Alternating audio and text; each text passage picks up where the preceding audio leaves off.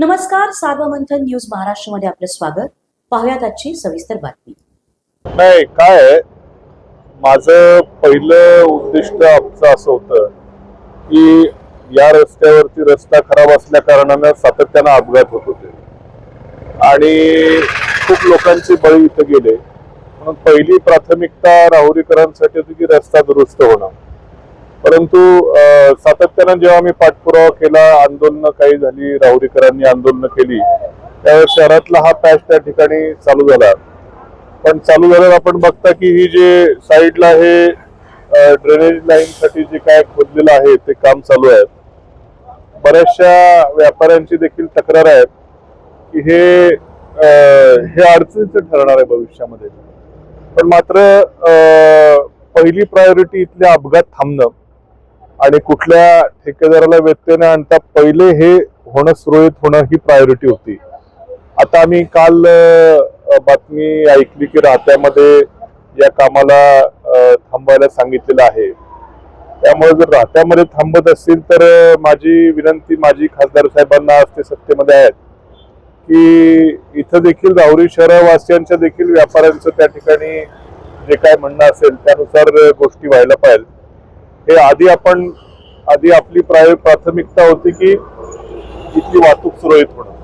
तर आपण बघितलं असेल गेले वर्षभरामध्ये रस्ता मुळात खराब असल्या कारणानं कित्येक लोकांचे जीव त्या ठिकाणी गेले. ट्रॅफिक सातत्यानं जाम व्हायची, शहरामध्ये देखील बाजारपेठेमध्ये जाम व्हायची. म्हणून पहिली प्रायोरिटी होती की रस्ता सुरळीत होणे. आता बऱ्यापैकी शहरातलं डांबरीकरणाचं काम थोडंफार प्रगतीपथावरती आहे आणि आता पुढचा जो विषय त्यानंतर आता आहे याच्यावरती व्यापारी लोकांचं देखील म्हणणं आहे की हे असं झाल्या कारणाने रस्ता अरुंद शहरातला होतोय किंवा उद्या हे क्रॉस करून जाणं अवघड होईल, अपघात झाले तर याची जाडी पण जास्त नाही, असे वेगवेगळे प्रश्न याच्या संदर्भात आहेत. आणि म्हणून व्यवस्थित चर्चा केल्याशिवाय हे काम देखील पुढचं करू नये.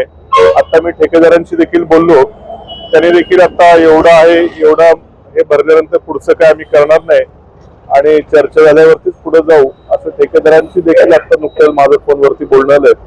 पण आज केंद्रातल्या सत्ताधारी मंडळींना देखील माझी विनंती त्या ठिकाणी असणार आहे की शहरातला देखील रस्ता त्या ठिकाणी व्यवस्थित रुंद असावा. भविष्यामध्ये इथं ट्रॅफिक जाम होऊ नये. एखाद्या वेळ प्रसंगी खरं उड्डाणपूरच खरं इथं होणं देखील गरजेचं आहे.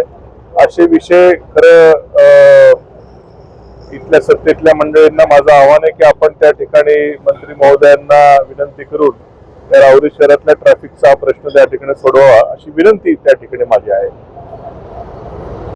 सार्वमंथन न्यूज महाराष्ट्राला लाईक करा, शेअर करा, सबस्क्राईब करा.